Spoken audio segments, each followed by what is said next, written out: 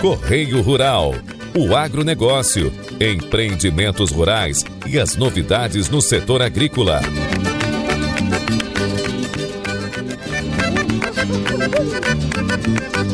Olá, muito bom dia, caro Guaibeiro e Guaibeira. Estamos começando o Guaíba Correio Rural desta quinta-feira, 3 de setembro de 2025. Estamos com um programa voltado e focado na Expo Inter. Estamos nos encaminhando já, faz uma parte final, feira que vai até o domingo. Nós temos o oferecimento de Senar RS, força para o agro é força para movimentar toda a sociedade, e Banrisul na Expo Inter, mulheres no agro, a força que ilumina a nossa terra. Temos o prazer de receber o deputado Zé Nunes, presidente da Comissão de Agricultura da Assembleia Legislativa. Temos inúmeros assuntos, mas conversamos já um pouquinho, vamos focar em três.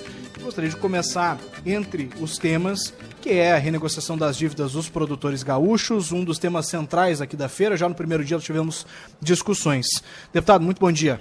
Bom dia a toda a equipe aqui da Rádio Guaíba, também a toda a audiência, né, que acompanha a programação, e principalmente em tempos de Expo Inter, onde os temas do nosso setor primário, né, do rural gaúcho, eles tomam a pauta, né, e de uma certa forma toda a população gosta de saber do que está acontecendo e do que traz o grande debate da Expo Inter, além de toda, eu diria, o capital que nós temos no setor primário gaúcho.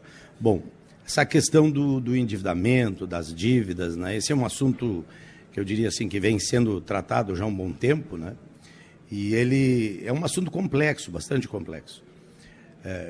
Se adotou, né, o termo securitização, que ele vem lá ainda de um projeto do tempo do presidente Fernando Henrique Cardoso, quando nós tivemos uma sequência de planos econômicos, né, com mudança de moeda, que naquela época teve um impacto enorme no setor primário, inclusive muito forte nas exportações. Quando nós tivemos a equiparação ao dólar, nós tivemos uma situação muito difícil no Brasil, e aqui no Rio Grande do Sul pior, porque a gente ficou mais vulnerável pela nossa localização geográfica.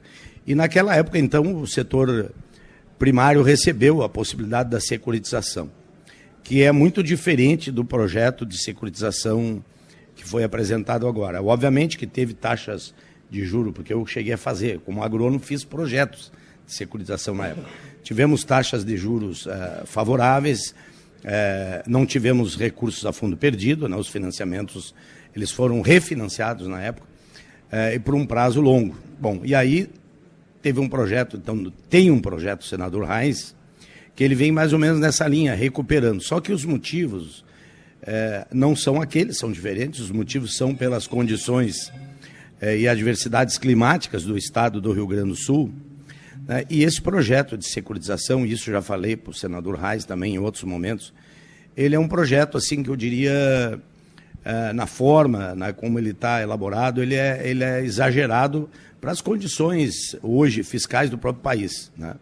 O projeto porque é muito difícil ter um projeto específico para o Rio Grande do Sul. O governo federal, o Brasil hoje é um país que, como pelo tamanho, nosso tamanho, dimensão continental, nós estamos tendo uma chuva demais aqui, uma seca do outro lado, daqui a pouco onde tinha chuva tem seca, e quer dizer, não é só o Rio Grande do Sul que vive, embora, se nós olharmos e hoje eu falava no seminário que discute, né, as perspectivas de um novo modelo de produção e tecnologias de produção diante dessa questão climática, né, que nós estamos expostos aqui pela questão geográfica, né, nós, de fato, temos uma situação complicada, mas não tem como fazer uma legislação somente para o Rio Grande do Sul, não teria que ter um projeto que fosse para todo o Brasil. E aí que entra a situação de dificuldade, porque o projeto de securitização do senador, ele prevê, né, que as dívidas sejam alongadas para 20 anos, ele prevê, numa taxa Selic que nós temos hoje de 15%, diz que os juros eles passem de 1% a 3%, e 5 milhões por CPF. Quer dizer, primeiro, o prazo ele é longo, 5 milhões por CPF é um valor alto. Se nós imaginar quantos trabalhadores trabalham a vida inteira e conseguem 1,5 milhão de patrimônio. 1,5 milhão eu falo porque Se o agricultor, nesse projeto de securitização, pagar a 4ª parcela em dia e tem 3 parcelas de carência, ele teria um rebate de 30% no seu financiamento. Se tu pegar 5 milhões, muitas vezes um produtor maior, tu tem 2, 3 CPF na propriedade, é o filho, o pai, às vezes o avô. Numa propriedade, tu teria um limite de 15 milhões com 3 CPFs. 15 milhões, 1,5 a fundo perdido para cada um, tu já teria 4,5 milhões a fundo perdido. Isso é uma coisa muito insustentável, né? Eu diria assim, é um projeto que ele foi feito, a gente sabe, né, quem faz um projeto sempre, mas também é preciso ter essa noção, né, do impacto disso. Também tem a questão das cerealistas que ali foi colocado, das cooperativas, quer dizer, um projeto, eu diria, muito distante de uma realidade possível, até pelas circunstâncias. Hoje se cobra, o próprio Congresso Nacional cobra muito a questão do equilíbrio fiscal. Bom, é um projeto difícil de ser viabilizado nesse formato.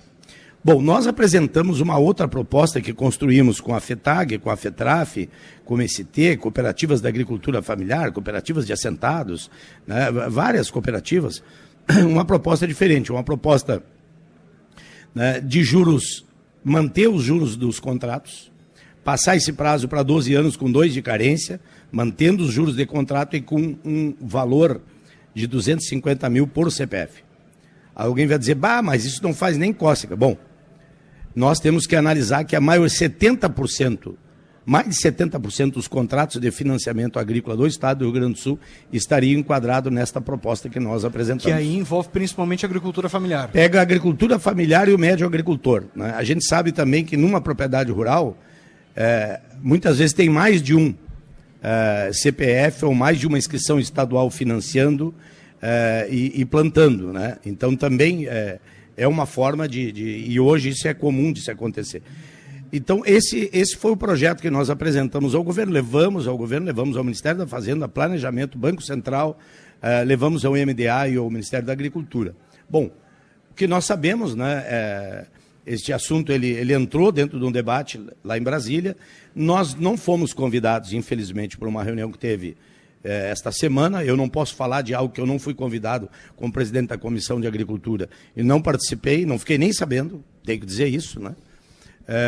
Mas não sei nem o conteúdo do que foi tratado entre o Ministério da Agricultura e as entidades que estiveram com eles, né? Mas eu quero aqui dizer, nós precisamos fazer uma grande reflexão sobre o modelo produtivo do Estado do Rio Grande do Sul. Nós temos um perfil de endividamento, nós temos dívidas e dívidas e dívidas, e nós temos perfis e perfis e perfis de agricultores. Tem uma situação geral que é complexa? Tem, mas é preciso analisar a situação caso a caso, porque senão nós vamos privilegiar quem não precisa ser privilegiado, os recursos públicos são escassos, a sociedade hoje tem muitas demandas, nós vemos sempre o aperto que é o orçamento público, né? Então, e não adianta, nós estamos falando de muito dinheiro. Se tu pegar 5 milhões por CPF, tu dá 1,5 milhão de fundo perdido, e tu pega uma taxa Selic de 15 para 20 anos e bota 3, eu já não sei se não é melhor para o governo, então, perdoar tudo, eu não fiz essa conta. Mas o impacto disso, ele é muito grande. Então, acho que, assim, é preciso a gente continuar tratando disso. Nós não podemos aceitar que bons produtores organizados deixem de produzir por conta de conta e de dívida, né? Ficou redundante, mas é mais ou menos isso. Então, acho que nós estamos abertos à discussão, mas também não dá para se analisar como algo simples e com propostas mirabolantes. Tempo é escasso, deputado, mas quero abordar também verdade. uma questão. No Supremo, o senhor teve o reconhecimento de uma lei quanto à classificação do tabaco. Exatamente. Nós tivemos uma luta de 10 anos, vai para 10 anos agora, né, para modificar o sistema de classificação do tabaco, que historicamente foi sempre classificado lá na esteira, né, e aí um assunto complexo também, que a gente teria que ter mais tempo para explicar, mas rapidamente para o nosso ouvinte, né. O Rio Grande do Sul é o maior produtor de tabaco do Brasil, né. Nós temos 70 mil famílias nesta cadeia produtiva. E o sistema de venda do produto tem a classificação. A fase da classificação era sempre feita lá na esteira da empresa, das grandes empresas que compram. São 14 empresas hoje filiadas ao Sindicato das Indústrias do Tabaco. Bom, esse sistema sempre colocou o agricultor numa condição de muita vulnerabilidade, uma situação de muita submissão à empresa, por conta de que o classificador é um profissional pago por quem compra o produto para dizer subjetivamente qual a qualidade do produto. Nós fizemos uma legislação, só não tivemos um deputado que votou favorável, foi quase unanimidade na Assembleia, para que no final de 2022, que a classificação do tabaco mudasse para a propriedade do agricultor. Isso foi uma luta, né? Tivemos Tribunal de Justiça e agora STF consagrando e dando a constitucionalidade na nossa lei. Bom, Roque me sinaliza, nós temos 2 minutos, então, deputado, vou deixar um espacinho para o senhor fazer uma consideração também sobre a feira e agradecer mais uma vez a vinda aqui ao estúdio. Bom, eu quero agradecer aqui à Rádio Guaíba pelo convite, né, e dizer que nós estamos à disposição ali na Comissão de Agricultura. Tivemos agora na comissão um trabalho muito forte, vai ter grande desdobramento, que é o tema dos herbicidas hormonais, mas também falar, e a hora que nós puder fazer um programa, eu quero conversar sobre o mapa da agropecuária gaúcha que nós estamos produzindo e fazendo uma publicação na Comissão de Agricultura. Esse levantamento que nós fizemos com dados oficiais, eles demonstram que nos últimos 10 anos só teve 2 setores aqui no Rio Grande do Sul que tiveram uma ampliação, que cresceram: a soja, e aumentou um pouco a produção de azeite de oliva, que inclusive é uma atividade que está sujeita a essa questão da deriva do 2,4-D.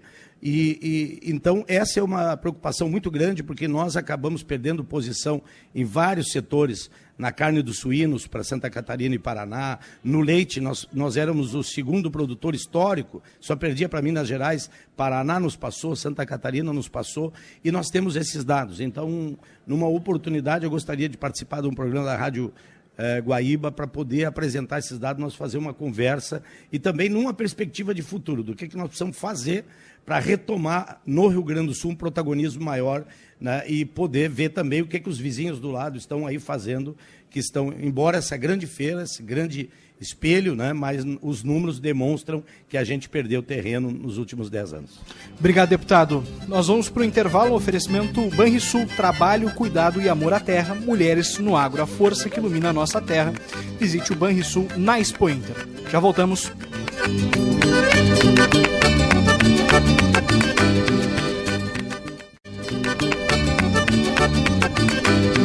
Estamos de volta com o Guaíba Correio Rural desta quinta-feira, 4 de setembro de 2025. Estamos com oferecimento Senar. Senar está junto com você, produtor rural, sempre juntando conhecimento e prática para levar mais produtividade e eficiência para o campo, porque assim a agricultura e a pecuária crescem muito mais. Senar RS, vamos juntos pelo seu crescimento. Estamos direto da Expo Inter, abordando os principais assuntos do agro nesta semana. Está conosco no estúdio da Rádio Guaíba Clayton Valauer, presidente do Instituto Brasileiro de Pecanicultura, o IBPECAM, e está com um stand em parceria com a Secretaria da Agricultura do Rio Grande do Sul, apresentando os produtos e também não só alimentícios, mas cosméticos. Bom dia, é um prazer recebê-lo. Muito bom dia, Arthur, todo o pessoal da Guaíba, é um prazer estar aqui. E, bom, é um prazer ter mais essa oportunidade para nós estar falando da nossa Pecan, né, produzida aqui no Rio Grande do Sul e com todos os benefícios e as apresentações como ela está sendo apresentada dentro do nosso stand do IBPECAM. Então, vários associados trouxeram seus produtos, né, onde eles apresentam como nozes caramelizadas, nozes in natura, nozes granuladas, enfim, diversas formas assim de como a nossa pecan é consumida aqui dentro do nosso Brasil. Usualmente, aí para entender também um pouco do mercado, usualmente a noz produzida no Rio Grande do Sul ela é vendida in natura ou já com algum processo e um trabalho realizado no estado? De várias formas. A nossa pecan ela é comercializada dentro do Rio Grande do Sul também na sua forma com casca, né? Mas a maioria das empresas hoje já trabalham com a noz descascada para oferecer ela in natura para empresas de panificação, doces, tortas, sorvetes, a gama de produtos é imensa. E também muitas das empresas hoje usam a noz pecan como um ingrediente para snacks saudáveis, né? Como caramelizados também, com doce, chocolate. Então, a gama é infinita da capacidade de uso. Eu já ajudei bastante. A avó da minha companheira, ela faz uma trufa de nozes. Olha só. E aí, volta e meia, ela encontra uma promoção de nozes e aí ela traz uma caixa, assim, e já ajudei várias vezes a descascar. Muito bom. Para fazer o doce. Mas aí me chamou também a atenção, tem produtos cosméticos a partir da nossa Pecan. Sim, importantíssimo, né? É uma nova gama de uso da nossa Pecan através do óleo, né? O óleo da nossa Pecan, ele é uma fonte natural de vitamina E e rico em tocoferol. E esse óleo, ele é usado muito na parte de cosméticos, como pele, a parte de longevidade. É um óleo excepcional para uso cosmético. Então, está crescendo muito esse mercado de cosmético usando a nossa Pecan como base. E a partir disso, para a gente também entender um pouco da radiografia do Rio Grande do Sul, sei que tem números atualizados, conversamos um pouquinho antes. Quais são os dados, assim, quais são os números dos produtores no Rio Grande do Sul e também no Brasil? Bom, já com uma colheita já encerrada, né? Fomos agora analisar os dados junto com a Secretaria de Agricultura, empresas, entidades, o próprio IBPECAM, em conjunto com a Emater, também ajuda muito na confecção de números e dados de campo, né? E o IBGE. Então, chegamos muito próximo de uma colheita entre 4 e 5 mil toneladas de nossa Pecan produzida aqui dentro do estado, que estava próximo, não tão alta como nós esperávamos. A gente sempre queria uma colheita superior, mas ela acabou sendo uma colheita intermediária. Então, conseguimos ainda atender muito bem o mercado interno com esses volumes. É um mercado atrativo para os produtores, para entender também os desafios de se produzir nosso Pecan? Os desafios de produzir o nosso Pecan? Os desafios e também as vantagens, né? Os benefícios. Né? Com certeza. Hoje a nossa bônus. Pecan ela é uma frutífera, né, que acaba dando um valor agregado ao produtor, né? Ele consegue ter, hoje, com os rendimentos de produção, ele consegue se manter muito bem e, ademais, muitos dos produtores de nosso Pecan hoje no estado trabalham em consorciado. A nossa Pecan, com outra parte, com pecuária, com gado leiteiro e outras áreas ali de consórcio também. E isso dá uma renda extra para as famílias. E hoje a estrutura da nossa Pecan dentro do Rio Grande do Sul chega a ser 90% de toda a produção nacional está aqui dentro do estado. Então isso faz com que várias famílias entram cada vez mais, investem mais ainda na nossa Pecan e fazem com que o Estado e o Brasil produzam mais ainda para consumo interno e também para oportunidades de exportação. E aí, esse mercado, como é que ele está estruturado hoje? O escoamento da produção, eu sei que o senhor mencionou a questões de vendas internas no Rio Grande do Sul, no próprio Estado, e também tem uma parte de exportação. Para quais países acaba sendo enviado? E também a porcentagem, assim, tanto fica interno e tanto vai para exportação? A maturação da produção da nossa Pecan, né, ela vem crescendo. Então, esses volumes, quando eles mais crescem, maior a necessidade de achar mercados para esses produtos. Então, o mercado interno ele cresce de forma gradativa, saudável. O Brasil inteiro provavelmente não conhece muito as nossas Pecans e ele vai começar a conhecer cada vez mais com o crescimento da produção, mas tem uma necessidade muito grande externa desse produto, onde ele já é conhecido e já tem mercados consolidados de compra desse produto. E desta forma, a gente está conseguindo atingir mercados como o mercado asiático. Hoje nós temos uma empresa, tal qual sou presidente da empresa, é a Pecanita. Hoje nós temos aprovação de exportação para a China, que é o país com maior importação de nozes Pecan no mundo, é a China, pelo consumo que tem e pela necessidade de ofertar esse produto dentro daquele país. Foi aprovado junto ao MAPA, então todo esse trabalho junto com o Ministério da Agricultura, com os adidos internacionais e as empresas interessadas em fazer esse trabalho de exportação, estão se ajustando para atingir mercados como o asiático, europeu e da mercado árabe também, que é muito interessante. Confesso que, assim, de todos que nós já conversamos aqui também nessa semana de Expo Inter, acho que não tem um produto que a China não compre Verdade. Do Brasil em relação a alimentos, né? Verdade. Bom, e aí, o senhor acredita que o mercado brasileiro ainda está num desenvolvimento, numa maturação? Com certeza, né? A nossa pecan, ela vai crescendo em ciclos, né? Porque justamente a nogueira ela leva um tempo para estar madura, começar a produzir suas nozes, começar a entrar dentro do mercado. É um processo de longo prazo. E também crescimento em novos mercados também é um processo de longo prazo. Então, nós temos ajuda de várias entidades. O próprio IBPCAN ajuda muito nesse processo, tem o AgroBR, que ajuda muito, o Senar, que é patrocinador aqui do programa, também ajuda muito. Então, e o próprio MAPA, com os seus adidos internacionais, fazem com que os produtos brasileiros tenham uma cara muito boa lá fora. E a nossa pecan, ela está fazendo parte desse processo. Então, tudo que nós estamos conseguindo ter de ganhos nesse sentido é através dessas parcerias que são feitas com essas entidades. E aí, nesse sentido, assim, a propaganda, o que vende a nossa pecan também é a questão relacionada à saúde, né? Com certeza, né? É um produto extremamente saudável, como eu já comentei, até pela parte do óleo, né? Que pela capacidade antioxidante hoje de todas as nozes e castanhas é o que tem o maior número de unidades de antioxidantes. Então é um produto extremamente saudável.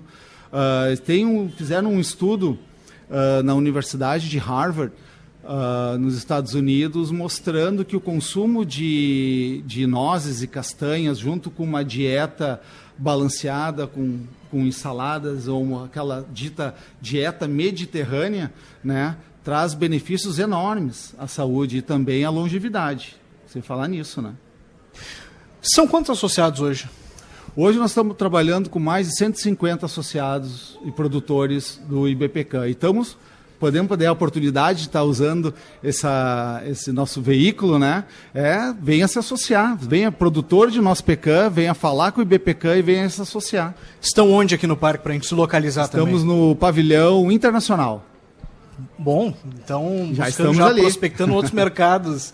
E aí como é que tem sido o movimento para entender também já se tem uma procura de pessoas para se associarem e também de possíveis compradores? Tem muita gente curiosa, né, para entender como é que é todo o ciclo da nossa pecan, né? E o IBPCAN está aqui para trazer e mostrar e incentivar e identificar os produtores que produzem nosso pecan dentro do estado, que queiram produzir mais. A gente traz cursos, a gente traz palestras. Até agora, em novembro, nós temos o Encontro Nacional de Pecanicultores em Cachoeira do Sul, no dia 6 e 7 de novembro. E vai vir engenheiros do México, dos Estados Unidos, engenheiros daqui do Brasil, Argentina, todos eles para falar de nosso pecan e mostrar todo esse crescimento e desenvolvimento que nós estamos tendo. Então o IBPCAN está na frente, trazendo isso para o associado e para a população brasileira. Perfeito. Clayton Valauer, presidente do IBPCAN, muito obrigado por ter vindo aqui no estúdio e desejo uma ótima feira e um bom crescimento para os produtores de nosso pecan. Nós que agradecemos essa oportunidade, Arthur, de estar aqui, e um bom dia a todos e venham conferir a Expo Inter, que está muito grande, muito ótima mesmo. Muito obrigado.